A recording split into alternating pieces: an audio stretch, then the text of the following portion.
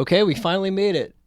We finally made it into the podcasting room. Hello. I'm with two of the guys from American Lions, James and Josh. How you doing, Joe? I'm doing good, dude. I'm glad we finally were able to, make this podcast happen. For real. Thanks for having us. Hell yeah. I think we had to reschedule twice or three times. 2 or 3 times. The first time was my bad. Because I was like, Dillinger Escape Plan sold out. Because they did their last shows at Terminal 5. Yeah. And then like a friend, like the day of, was like, hey, one of my friends just bailed. Do you want to go? Was it great, though? I had a terrible time. Oh, man. Dude, well, the line waiting to get into the show, it's at Terminal 5, which is like a venue I don't necessarily like. It's like gigantic. I saw the 1975 there. Nice. But I stood outside for 45 minutes and I only had like 2 hoodies on and it was like 12 degrees outside. Yeah. So by the end of the line, I'm getting like faint of breath and I can't even my hands are numb. I can't even like reach in my pocket. I almost like legit passed out. So then we get inside. So going in, I had to have my friend grab my wallet out of my pants because I was getting nauseous and like really fucking cold. We go inside and I just sit and sweat for 20 minutes while the Daughters play, which is the Daughters music is fucking art rock grindcore.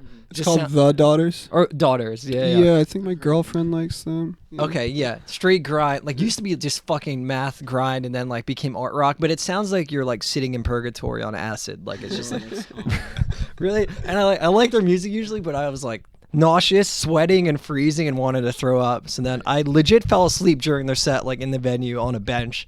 And then I woke up and I guess by the time Dillinger played, because then I had Olive Code Orange to sit through and watch people complain about. Oh man, I would actually really like to see them.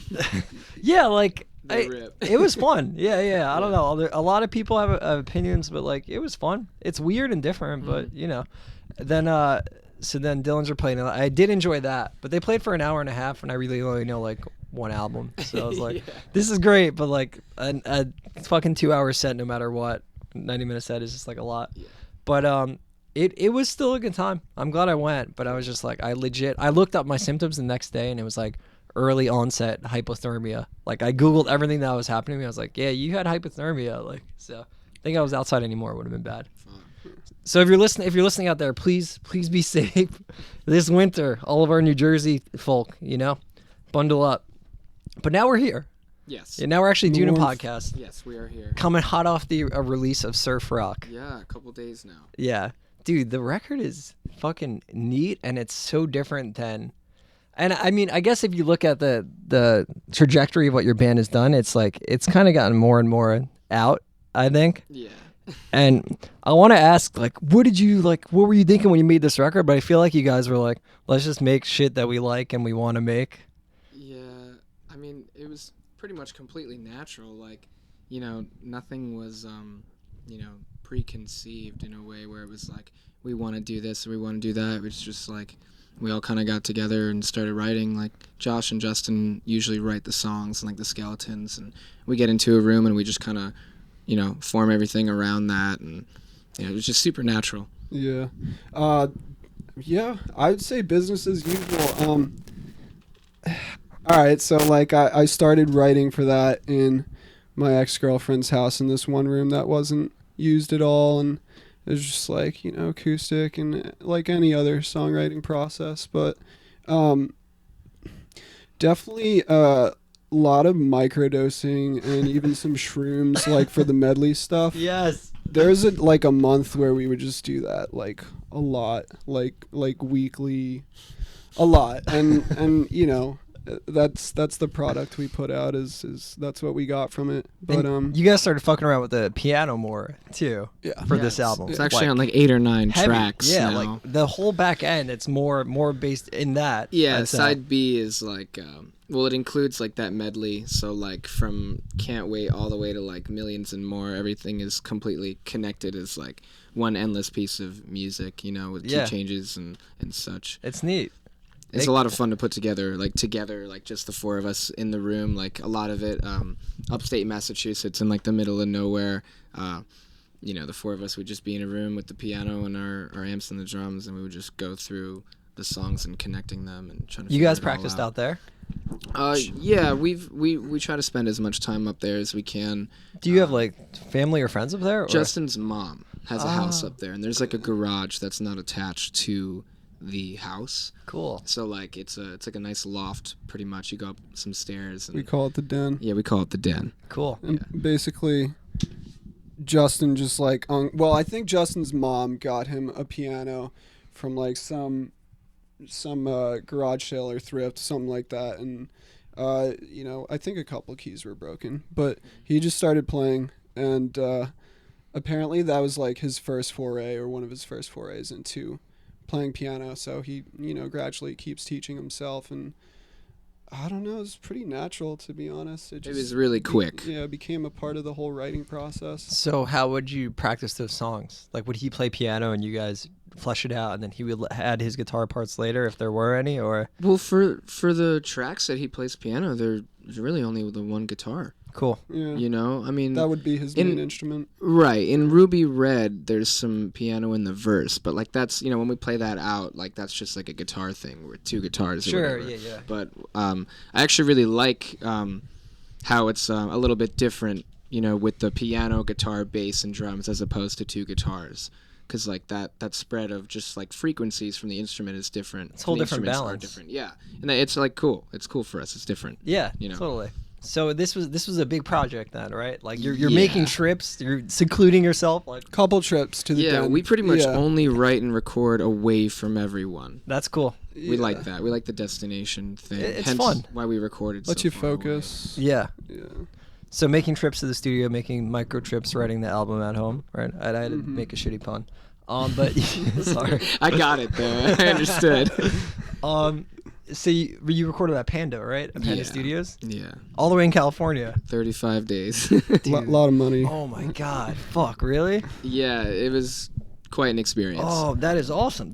I mean, if you think about like what bands used to do, like that was the norm back then. And like, I feel like to make a great album, like you almost, it's harder to do that now, to have like as many like intricacies or whatever, because there's a lot going on the record, but the way it's mixed, it's like somehow still coherent and consistent.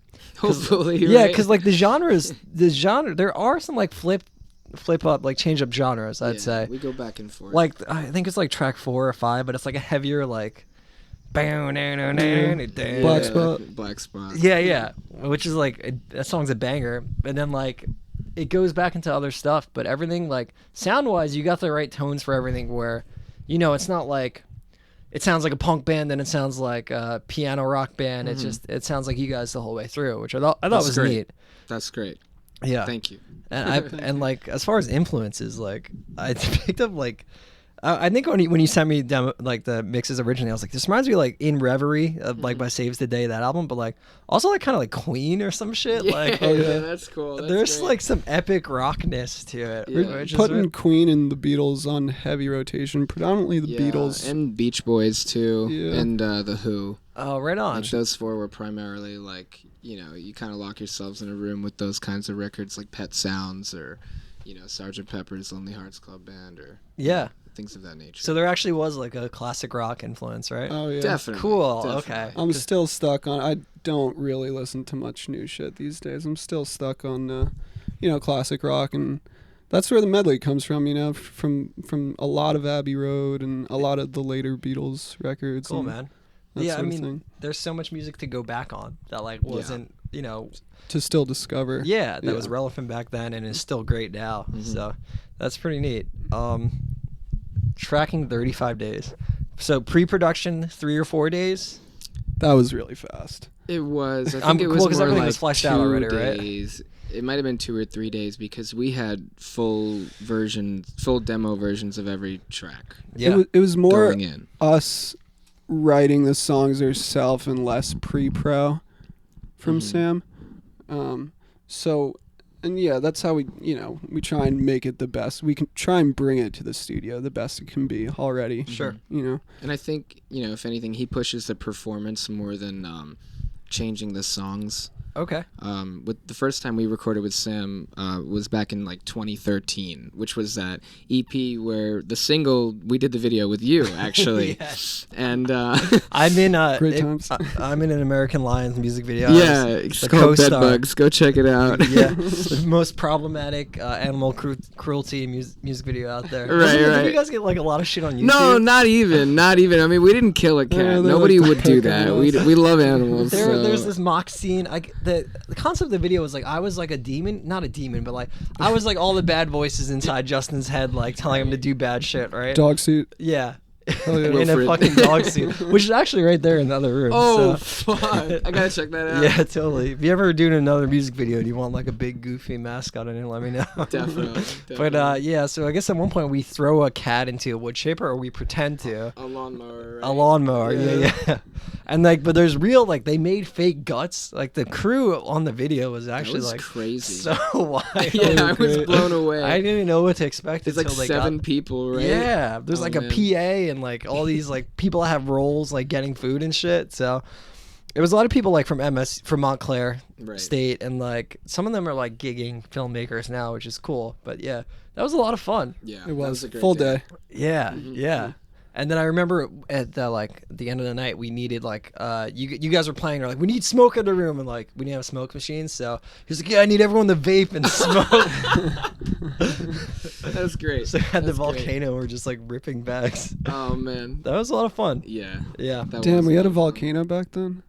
I think I Yeah, did, we- and I had one yeah. in my car, or you guys did. We Right definitely on. had one in the house. Awesome. At Hartwell Street. Yeah. There was a the volcano, 'cause I volcano. think Brian Hughes had one. Right. Brian Hughes from Milkman. Still the end all be all. Under arrest. And Living Tradition. The end all be all for vapes, I think. It's the volcano. I told myself I would buy one day. Still hasn't happened. But Yeah, it's a lot of money. It's like $600. Yeah, a lot of money. Expensive vape. So you guys have been recording at Panda for a while, though. Yeah, that was our Third. third time at Panda. Wow. Yeah. So, damn, dude, I can't believe 30. So you slept there, obviously, right? Yeah, Slept in we house? lived in there. That's fucking It was awesome. great. It was so cool to wake up at 9-10 in the morning every day and like walk down the hall. Sam That's all comes the in records, so jump in the hot. shower. Yeah, Sam comes in really hot at like 10 a.m. sharp. He's always so lively and ready to go. Right, yeah, you gotta be. You gotta just keep it moving, I guess, right? Yeah. He'll wake you up. You think about the records that have come out of Panda. Well, like, honestly, I only really know, like, most of the story so far stuff has been there. But, like, what other bands have recorded there? Basement. Basement, State Um, Champs, who I'm not a fan of at all, but I mean their record sounds great. Sure. I mean Yeah. that's undeniable. So, like, a lot of, like, Run for Cover-esque pop punk shit. I mean back in the day, more so, but Oh, a lot of Pure Hundredth. Noise stuff. Hundredth. More Hundredth just recently. did Pure their Noise, yeah. their new record Rare True, over because there. a lot of Pure Noise is West Coast based, too, right? Yeah, Pure Noise yeah, records. exactly. Yeah. Cool, man.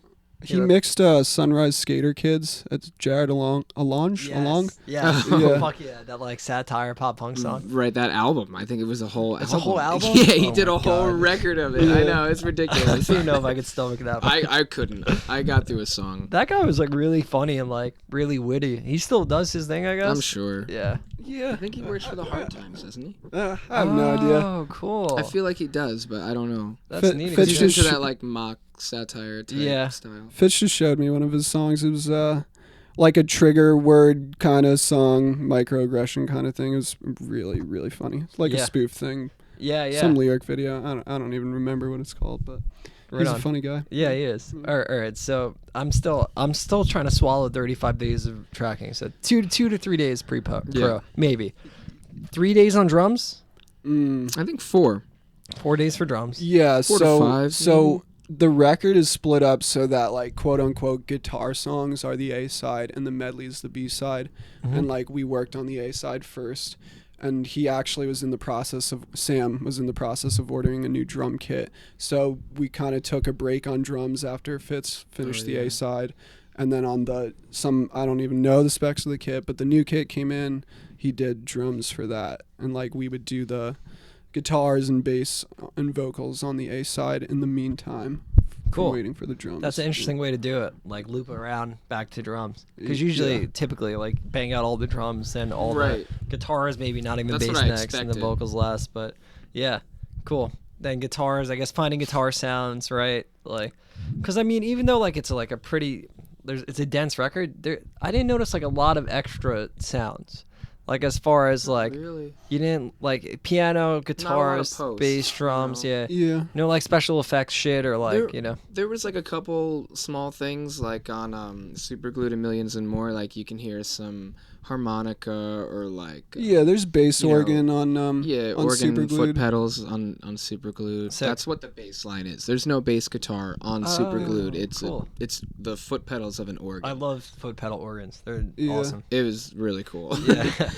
Nice. So was dialing in tones like? Did you spend like half a day getting the right sounds? It was like reamping for guitars. Oh, okay. You know. So you went direct in, then reamped your shit. Yeah. Cool. Yeah, it was pretty fast too when it came to reamping. I would pretty much do the pedal cues as the song was tracking, like the reamp. In Pro wow. Tools. You know what I mean? So it'd be like I would have to do it myself. So that's pretty real still. Then. Yeah, it was still kind of real. It was, He records all the strings DI, and then once you get the performance good enough for DI, you'll move on to reamping and the whole watching that, because I myself didn't really like do the pedal thing whilst reamping, but watching them do it, like you had to get it at the right part obviously, and you start over if you fuck up, of course. So do you use pedals like as a bassist?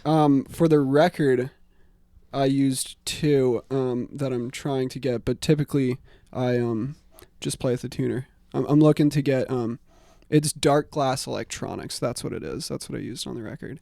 Okay. Made it sound. It's like great. some metal stuff, but I love the tone of it. He dialed it in real well. Nice. Yeah, it worked well with the bass Josh plays. Yeah.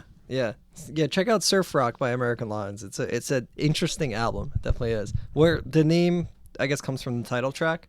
Yes. Would you guys consider it a surf rock album? I mean, not with a U. Yeah. So if you know what I mean. Yeah.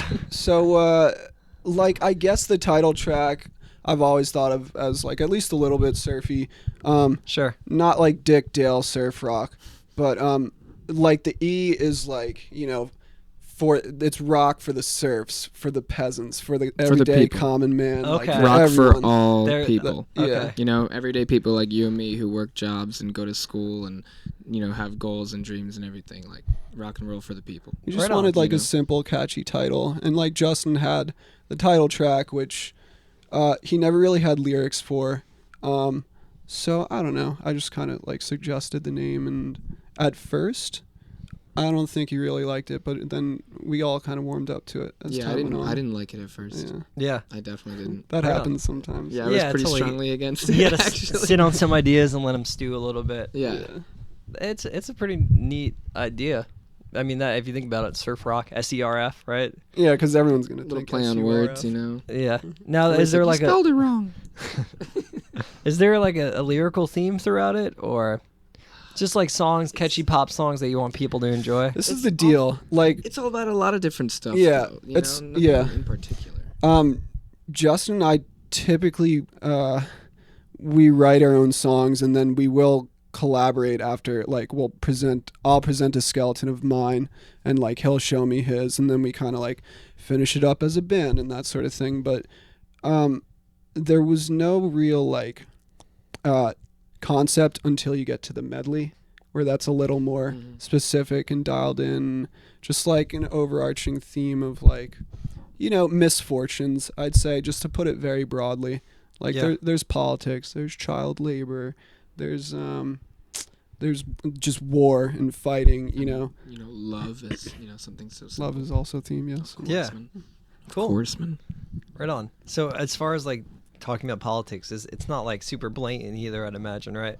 Look at the lyrics. Is it? I feel it's pretty blatant, but It is and it isn't. I we guess try not to be very straight up about what our songs nothing are jumped about. out. I only probably listened through the record like twice, but nothing jumped out right away as like, oh, they're calling so and Right. so. Right. No, yeah, I'm saying what I said based on the fact that we've been in this, like, working on these tracks for like 2.5+ years. So, well, obviously we know, but like, yeah, interpret it for yourself, Sure. I guess it is masked at least halfway decently, the lyrics. That's a long time to work on an album too. Yeah. It feels good to have it out, I bet, right? I mean, yeah, we recorded it in January 2017. And it was done. I wish it was out February in last April, year. May of last year. What were holdups? Mixing, mastering. Sam's a busy guy, you know? Yeah, and mixing, mastering through email, right? Yeah. Yeah, that's and like hard. source live sessions on, on the computer. Did you have to pay extra for like? No. Okay, that's cool. No, because to be real with you, I would not have paid an extra penny, even though, everything we spent was worth it. And, it was all self-funded, no label help, no nothing. But we all worked like 2-3 jobs while like going to school and shit for like months and months and months leading up to it. Like I busted my ass to go away for 35 days. And, my jobs let me go, like both jobs that I work, like they let me take off. And, we really made it a whole thing. And I wish it was 60 days. But I feel like it would have been even better, but you can't. No, you do what you can do. Yeah, man, 35, I think that's solid. Yeah, that's a lot. Anyway. I mean, and the fact that I respect you guys for like working hard, working just your jobs so hard. Because like while you're working those jobs, you're still working on the band shit. You're still like writing, demoing, like makes you have a real full schedule. Yeah. Managing this band is like a full-time job. Yeah.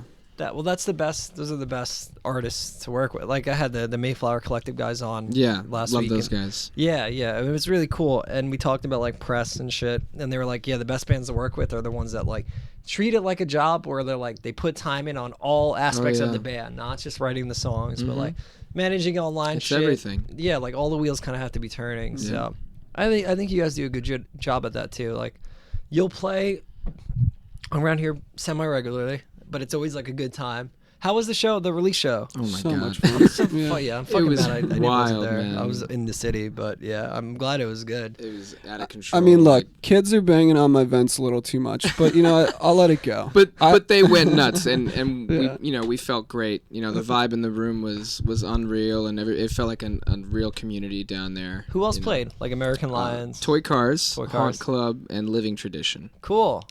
Great show. That's a good time. Yeah. A lot of friends, a lot of acquaintances, a lot of new friends. Everybody was just really pleasant and respectful. And, that's really cool. When people get it. I think the last time I've seen you guys was at the last bomb shelter show. Oh, that was wild too. That was a fucking wild time. At the end of it, there was like a bonfire in the back. Not even a bonfire. They just lit shit. Yeah, we had to rip the stage up.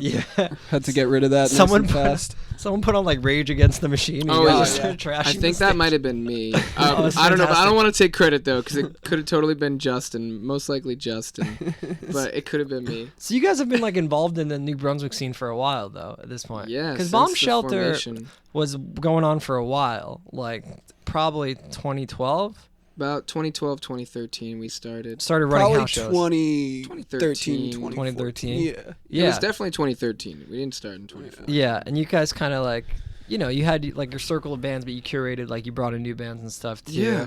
And then now you've kind of taken this and moved, relocated, and now you're doing shows at Mount Moon, right? Yeah. Nice. And everything's cool there as far as like police and shit and neighbors. For the most part, everything's been good so far. Yeah. We've had some neighbor issues for the last 2 shows because the landlord's brother is our neighbor.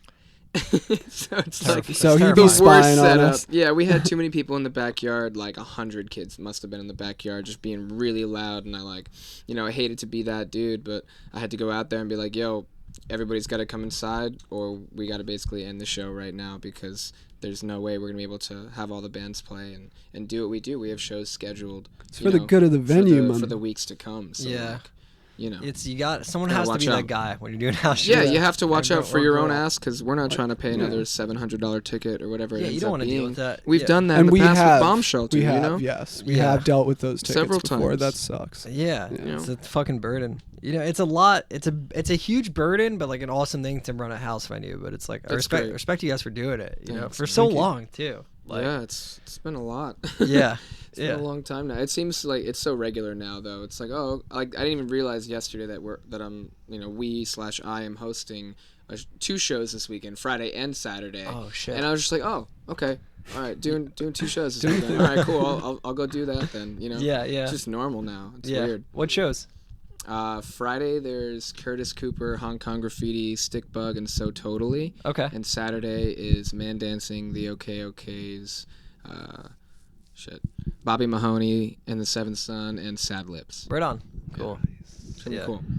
Well, I think by the time this comes out, it'll be after the shows. But I'm Probably. glad you told me now. So Yeah. Come through if you're around. Yeah, it's a plug solely for me. Yeah, exactly. So, when did you guys move into that spot? June. Cool. This past June. Kind of felt the waters for a little bit, like before you like did shows, probably practiced there. We did one in August. Yeah, we Yeah. practiced first. Okay, cool. Yeah, that was our tour homecoming. Yeah. It was August, right? It was Yeah. end of August. August 31st, I think. Yeah. Awesome. And it worked out. Who does the tour booking for the band? That would be me.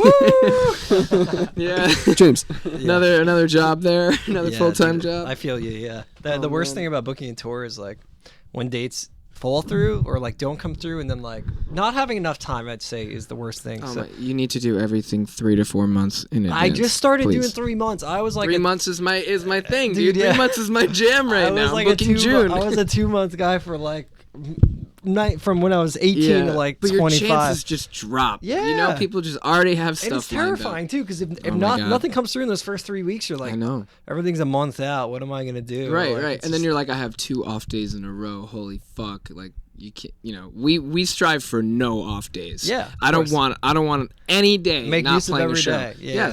Yes, exactly. Something productive every day. Otherwise, why are you out there? Yeah, exactly. Yeah. You don't want it to feel like you're just like on vacation, even though you're No. supposed to have a lot of fun on tour. It's vacation, but it's not, because if you're doing it right, you're fucking working it. You know what I mean? Yeah. You're doing the thing. So where what do you look for in venues to book? Just like places that are hip, like people are going to. Yeah, I mean, you know, the places that people go to shows. Trying to play with like better bands in every state. Trying to play places we haven't played before. You know, just little slight steps up in the world, little upgrades here and there. Like basically shooting as, as high as we can. Yeah. You know, we played some dive bars. We play mostly house shows at Cool. this point. Yeah. I mean, that's where it's fucking at. either And a everybody bar or a knows basement. it because, like, you know, nobody wants to pay $10 to get into a show. They'd rather throw sucks. $4 or $5 and like hang out in somebody's house and smoke weed. Hell you know yeah. what I mean? Because Yeah, like like- that's what I would rather do. Yeah, it's a hang. You know, it's Yeah. like it's more of a community when you're at Mhm. someone's house instead of like paying $10 at a venue and there's a bouncer and like Right, and security people feel a little awkward or insecure or shy. Yeah. Or whatever, you know. Yeah. Do you do the booking for like all your bands as well? Is it like solely you? For in Angles, yeah. For Invalids, half and half. The tour is like I'll usually book. What do you guys organize it in? What do you mean? Like Google Docs, I just have spreadsheet, like a or... Word doc. Okay, a Word doc. It'll That's just chill. be the date, and it'll be like dash dash dash not booked, dash dash dash follow up this Wow. week. Okay, cool. Yeah, it's super sloppy. I actually last year I booked a tour for the wrong week. Uh-huh. So I teach a public school, and like I was booking an Angles tour to line up with my spring break. Right.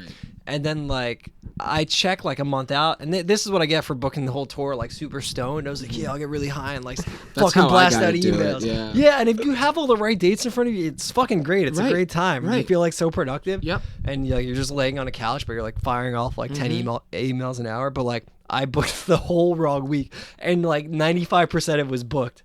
The minute I found out, I just lost my shit. Like like for the a- next 3 yeah. hours, I was fucking livid, and like I sent out all my emails then because we were going out with another band from South Florida called Ferro Lux, and they're like a mathcore, like post-hardcore band. They're really cool, but yeah, I had to make sure that they can get off the next week. Like I had to hit up all the promoters right away. That's Did you switch awful. your week or did you? We switched the tour. I can't couldn't take off. take off a week after spring break at a public school. They'd be like, "Oh, where's Mr. Scala?" Like, Right. Got it. yeah, I got like I'm responsible to He's like, gonna lose his job. yeah, I answer like 200 kids. I can't. I wish like I could, but Dang. you know. But the nice thing is I have summers off and shit. I could tour then. But dude, that was the biggest mistake I've ever made.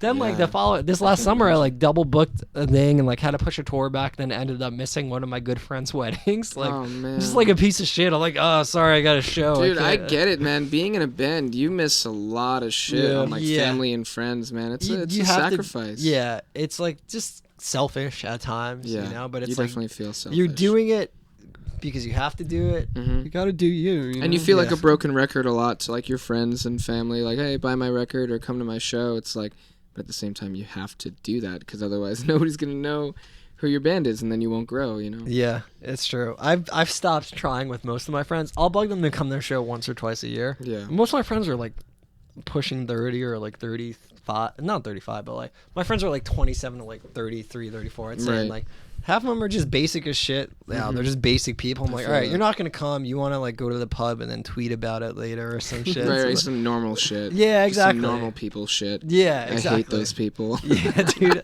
I like quietly resent all of my friends, but like I'm still friends with, and these are like I'm talking about like my childhood, like hometown. Yeah. Like there's people I meet now that I'll invite to shows and shit like that are in the scene and like active and stuff. But like my normie friends, quote unquote, I'm like, there's no point. I feel you. I feel you. Yeah, but yeah, those are my biggest mistakes of booking a tour. But I usually book everything. Yeah. I took a break for the past like 6 months. I haven't been booking too much, and I've just been letting the shows come to the bands, which is cool. Yeah. But now like In Angles is doing some weekends, and Invalids is trying to do a weekend out to Chicago. Nice. So yeah, it's sometimes it's easier than other. Like when you have friends in the city, and I'm sure you guys have friends in cities from doing house shows, right? I was gonna say doing house shows and doing I think 4 or 5 tours now as American Lions has helped so much. Because now you have your ins with people, you know what places to hit that work and shit. Right. Like, it works out. And where not to go back to, in some cases. What's the worst experience you've had? Pats in the Flats. Oh yeah, agreed. Okay, at least in recent history. Yeah, recent history. In August, we were on tour with Milkmen, the homies, and we had a show booked. I booked it, of course, man. And did you get shit from the bandmates after? Like, no. Nobody was like mad. Everybody understood. No, yeah, we were all on board with this. Ben and Brian helped me book some shows too. I'm not trying to take full credit, but I booked most of the tour, and like this one spot, Pats in the Flats in Cleveland. I think we had 1 or 2 local bands lined up, and it was like in the middle of fucking nowhere, industrial yard, like dive bar with really I think a drum riser outside. and no stage. It was really weird. Yeah, that sounds weird. And then we go in there, and there's like the only people in the bar is like this one old lady, Pat. And she's clearly in the flats, right? Yeah. She's probably like 70 or 80. This old sweet woman was just running this dive bar by herself, and there's like 2 scary Santa trucker looking dudes like at the end of the bar, and then we just walk in there like a bunch of like fucking dudes in their early 20s like with our guitars like, hey, like. Did they know the show was happening at least? Yeah, she was well aware of the show. She was the one who actually replied to me via email, and I was like, you know how to email, And basically, long story short, we hung out for like an hour or 2. There was like a bar dog. That the dog was really chill. That's cool. And then we hit crab apples with sticks like baseball. And then we talked to Pat and we said, hey, I think we're gonna get out of here because all the bands dropped. And we drove to Pittsburgh. So did you guys not play? No, we did not. Okay. Sometimes you got to call it. Like, yeah, I mean, it was like, do we unload all this gear right now and play for Pat in her flat, or do we just dip? And we just kind of dipped. So yeah, it happens. No, I don't blame you for that. Yo, Ohio kind of, for the most part, like Cleveland sucks. I've had like hit or miss in Cincinnati. Yeah. Akron, Ohio is sick. I've heard great things about Akron and Columbus. It's kind of like New Brunswick. Nice. Columbus, I think, probably has a cool scene too. I've never played there though. Mm-hmm. But like Akron, like there's like a DIY like renaissance in the past like 5 years. That's great. Like this band like City Cop. I've actually heard of them. Yeah. Yeah, they're cool. They play the Meat Locker every now and then, but they're from Akron, and they kind of like. It seems like they started like turning the wheel and like doing house shows and building a community in that town. And it's a college town too, which helps. Exactly. Perfect. And it seems like you can play late. Like I played sets there that started at 11. Like, wow. And I was worried. Like first band at 11? No, like third or fourth. Like I probably played third or something. And but I was worried and no one else was. So like. Yeah, I feel that. Yeah. So if next time you guys go out, try and play there. Yeah. I'll get in touch. Yeah. For sure. I'm trying to think of a horrible gig I've played, but there's probably been a lot of them. I guess. I feel like I just put myself on the spot. I don't really have one that comes to mind. I have gotten shit from bandmates, like the guys in Angles. Like when a show is bad, they're like, "Oh, this is your tour, Joe. What the fuck?" And then like when tour is going good, like they'll be kidding, but then when tour is going good, they're like, "Yeah, our tour is going great." Like they'll just like switch the language up, and it's like, "Yo, what the fuck?" Booked that whole thing. But, Give credit where credit is due. Yeah, I used to think I wanted to be a booking agent, and then I was like, I don't want to do that ever. That's kind of where I'm at right now. Yeah. We should just team up and book shows for all the bands we like. If you want to start a booking agency, then sure. But I honestly want to open up a real venue. Yeah. Like a real dude, like venue. 4 out of 5 guests that I've had on have said that, like in the past like month. Well, then I don't know who those people are, but we should all probably talk about it. There's so many people that are on the same page with it. I actually am talking to currently like 3 or 4 friends, and I'm just like, yo, I don't want to have to worry about cops or neighbors. I need a place where we can have a stage, throw $5 shows, and like maybe low-key smoke weed. You know what I mean? Like, it's totally fine. Yeah. I mean, in 2 years, you'll be able to just smoke weed, probably. True. It's Hell yeah. But Phil. like, then again, the only venue we have in New Brunswick is Court Tavern. Yeah. And yeah, that's it. Yeah, that's it. Yeah. Granted, even if it's, it kind of is slowly making a comeback, but it's like, a punk. But house shows rule, dude. Yeah. For your guys, like Circle and Scene too, definitely. Like that's where it's at. Like we had the Fire is Motion homecoming show. There must have been 200 kids. That's fucking wild. Like it was out of control. Yeah. Out of control. And it was so cool that everybody was out there to just experience live music and like hang out and be cool. And Adrian's awesome too. Like, yeah, great dude. Motion is great. Great guy. Yeah, super nice. Their new release is awesome. You guys should go check that out as well. 100%. Yeah, I mean, I feel like it'll just happen eventually in New Brunswick. I don't know when, I don't know how, but it needs to. I feel like it's got to be a point where everyone put chips in, like puts their hands in together. Like that's what I'm looking to do. That's the heart of DIY, That's what I'm looking to do. I'm trying to get 4 or 5 people together, get like, lease some kind of property, build it out, everybody throws in a little bit every month, and then we make the money from the shows to pay the rent. Put me on the list. Put me in the yeah. Because what I've been trying to really focus on, like besides doing the label shit, which like the choke artist shit, honestly, this is the best. And this isn't me bragging. This is me losing money for 4 years and now like not losing as much money. But this is like it's been going like the best it's ever gone, which is cool. Great. Yeah. But it will never make money. I'm not a record label. I don't do contracts. I don't take money from digital sales or streaming. I realize like what I'm doing is just like a weird like art mail order thing and like, breaking even. I hope. Yeah, sometimes. Yeah. Sometimes coming That's up, the goal. sometimes losing money, sometimes breaking even. So basically a wash. I do it for fun because I like putting out music that I like believe in or whatever. But I've like started screen printing shirts with my roommate. Like I was showing you guys the screen printing thing, and we're trying to like build up like clients and like do that on the regular. And like I'm like trying to start doing live sessions too. And just like thinking of ways that like you can be like multi media. All different kinds of creative content things. Because I played a show in a screen printing factory once in like Maryland. It was fucking sick, and they had like extra space because it was a huge warehouse. And they moved some of the presses back, and like played a show like 80 kids. Like, so to cover rent for a whole place, and it's just money coming in from a show, it's not gonna work. Because like half the money, let's say you make $200 from a show, like 100's gonna go to a touring band, right? Like it's fucked. So New Brunswick, like Court Tavern, relies on liquor licenses and shit, and that's kind of lame too, because like then it's like 21 plus, and like for the stuff for the stuff we're both playing, it should be all ages, like or at least 18 up. 18 because plus it's a college is okay town. I mean, you have freshmen who are 18 going up to seniors who are 22. Yeah. Why would you get rid of? Why would you cut 3 years of people? You're cutting out 75% of your draw. Yeah, it's true. That's beat. You know what I mean? Because like I have a ton of friends who are 18, 19, 20 who can't come see us at a bar. Yeah, so we need like a real venue, all ages in New Brunswick, where you can charge kids $5. Yeah, and make it reasonable, and you can have 3 shows a week. You can do 12 shows a month, 15 if you want. Yeah, Well, I think what you're doing is good. Still, I mean, obviously we're doing house shows is good, but like. You're at least actively booking, or you have that muscle that you're flexing, like you're building up this skill always. Like you always seem to know. And you guys both book at the house? Mostly James. It's pretty much just mostly handling all of the odds and ends of that. Yeah. All the computer email stuff is just kind of. It's me. Forced backline every show. Backline, everything, right? I hope so, right? Pretty much. Okay, I mean, good. we try to keep the house kit for every show. Oh, good.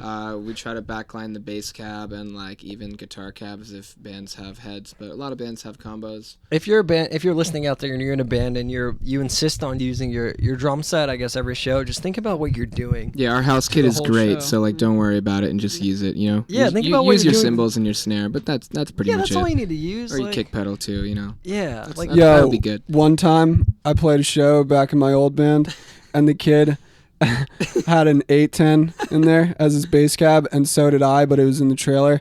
and I was like, hey man, can I use your 810? And he didn't let me, so I had to use my own. It's so ridiculous. Really, really just dumb. share, you know? Yeah, at this point, yeah. Yeah, Josh actually gets a little upset at me sometimes because I just let everybody use his 810. Step right up, plug it in. And I'm like, oh, I'm sorry, I forgot to ask again. I'm really sorry about if that. they know the impedance or whatever, if they know the ohms and they can't fuck it up. Right. I mean, but and still, if you want to get permission. If you have a bass head, you better know what the fuck ohms are. Like, yeah. Please just know that, you know? Yeah, you'd be surprised about sometimes. Oh, I know. I mean, who's a bassist these days? One? There's one in the room. But I mean, I'm also technically a bassist, so really? there's two in the room. Yeah, that's Oh, how I James is started. originally a fuck yeah, bassist. good. I used to take bass lessons. Yeah, we need less guitarists pretending to be bassist and more just like bass players, you know? Yeah, I'm a bass player pretending to be a guitarist. That's fine. That is fine with me.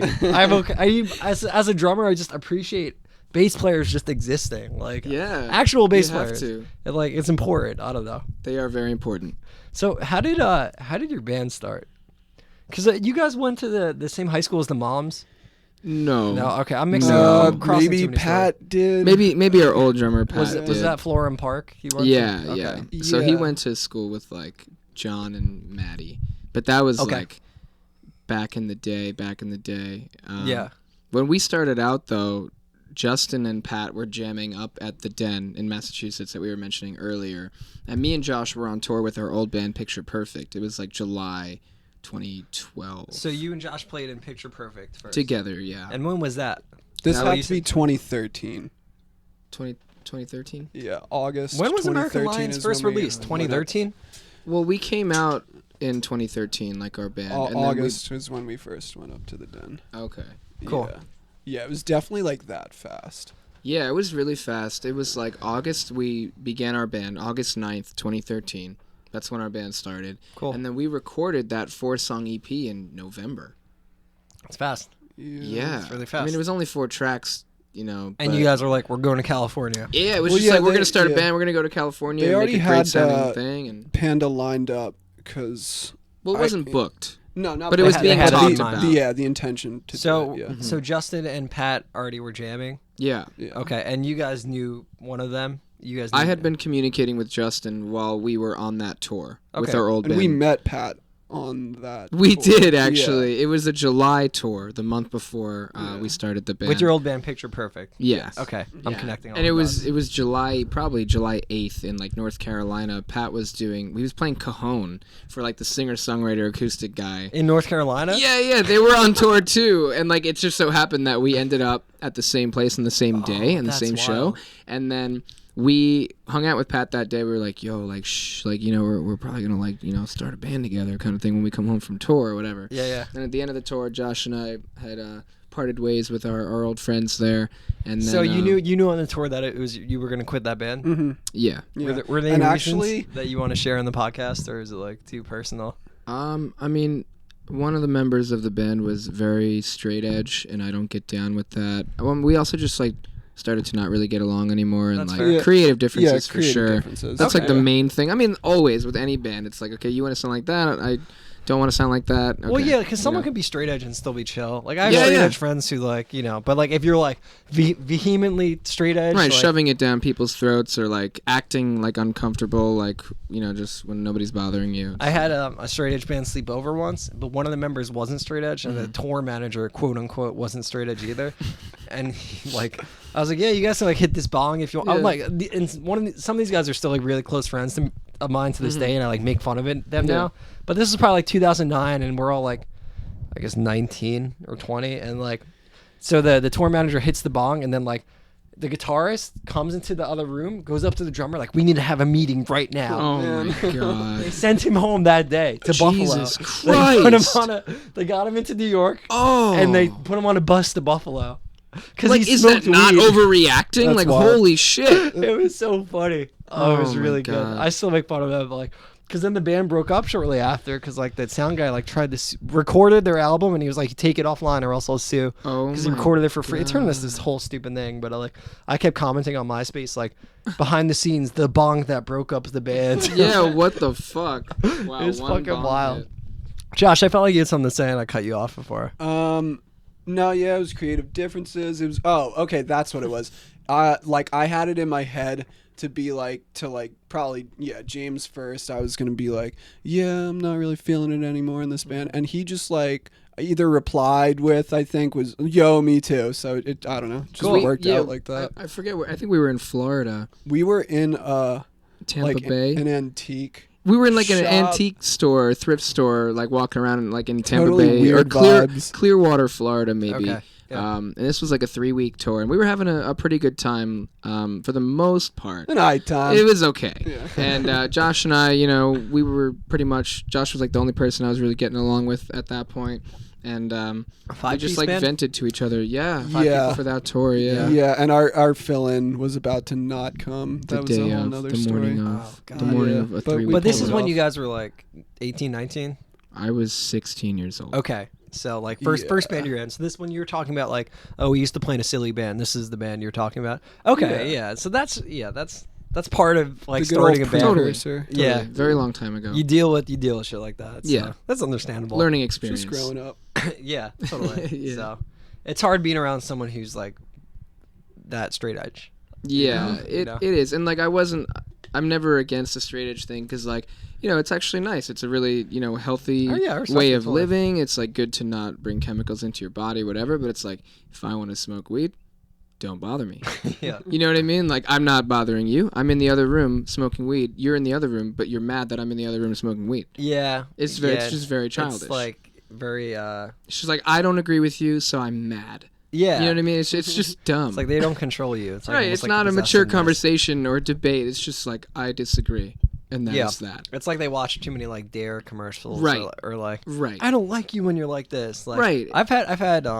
I've known people that have said anti-weed things and like how they can't stand being around stoners, and I literally one time said like, dude, I've been high this whole time. Right. Are you kidding? Like, I've been high all day. So like, yeah, me too. I came in here stoned. Yeah. I'm totally fine. Yeah, exactly. I'm not being a fucking weirdo or like passing out on the couch. We're not talking to you about like a normal person. Yeah, we're not talking about conspiracy theories. Or right, and everybody takes it differently. Yeah, exactly. So, I mean, it's all about balance and being responsible. Yeah, I'd say. Not letting it fuck shit up for you. Yeah, which it can, but absolutely, you got to know when it will and like when it's okay. Know your shit. Yeah, exactly. Know your limits. Be responsible, everyone. Yes. Smoke weed responsibly. Yeah. Oh, shit. Well, so Picture Perfect breaks up. American Lions starts. Jamming up in Peru, Massachusetts. That's so fucking tight, like having an isolate, because it forces, because being around here, around your jobs and your day-to-day shit and your phone and your close friends and shit that you like answer to and stuff, it kind of takes away. Like, it seemed like you guys at least had a vision or like really wanted to do something with these songs when you made this album. Definitely. So it's cool that you were able to just fucking go secluded and just fucking. And you don't get service. I was gonna say, no cell phone service up there. Only AT&T, I think, but none of us had that. Pat had that, but not us. And like the only thing we'd really use like the house Wi-Fi for would be like Spotify. Cool. I mean, most of the time it was a record player with like we listen to Tommy by The Who, like the full fucking thing. Like I don't know how many different actual records there were. There were multiple, but it was it was all natural. A true rock and roll record. Surf rock. Mm-hmm. Absolutely. That's really cool because I did pick up on like rock shit, and I was like, I wonder if they like were influenced by it or this is just what they wrote, because like I could have seen it go either way. I mean, it's both. It sounds like you guys still write it. Like it sounds like your guys' record. It sounds like music you guys wrote. So it's not like derivative, but it's like it was like fucking rock at times. And like, oh, word, like good rock music. Hell yes. That's dude. what's up. Yeah. Cool. Glad you picked that up. Yeah, totally. Is there anything you guys want to talk about? Any ideas or? We got a new music video coming out pretty soon. Really? Yeah. Awesome. For a song called Ruby Red. Oh, hell yeah. We're putting that out in a couple weeks, I think. You shot it already? Yeah, it's already done. Cool. It's already done. We shot it with Moon Culture Films. They do Cook Thuglas. Yeah. Big fan of those videos. Yeah, really good. And we got the chance to work with AJ and Anthony and at a really cool location. We're just really excited about it. Can't wait. Hell yeah. Yeah. And any future plans for the band? I mean, obviously promote Surf Rock, right? Yeah, definitely push Surf Rock for a while. We're pressing vinyl. Cool. So we should have vinyl in about 3 or 4 months from now, and trying to do more touring. Definitely June. I'm starting to book June right now, and hopefully some more after that. Nice. 5 months in advance, dude. That's my shit. I think right it's there. 4 right now. February. Oh, it's February. To Oh, June. God. Yeah, 4 months in advance for this. Yo, one. I'm gonna start booking 2020 right now. Yo, you should, because if it's a 3 or 4 week tour, you need so much time. Yeah, you need a lot because shit falls through, shit scrambles around. You know, and I don't want to fuck around. I want to be on my shit. I want to have it done ahead of time, have it announced properly. Reach out to the bands that you want to play with. Yeah, have the shows promoted and have a good flyer. And yeah, I want to do it right. You know, you need right. time. So yeah, it's much safer that way. Especially with school and work and all of that. You know. Yeah, guys, keep grinding. Keep fucking doing it forever, please. Yeah, that's the plan. Really, really cool stuff. You know, unique, which is like, it's more rare sometimes. So I'm always appreciative when I'm like, yeah, this band is different and cool still. Thank you. Thanks. Hell yeah. Well, thanks for coming on the pod. Thanks for having us, man. Yeah. Really appreciate it.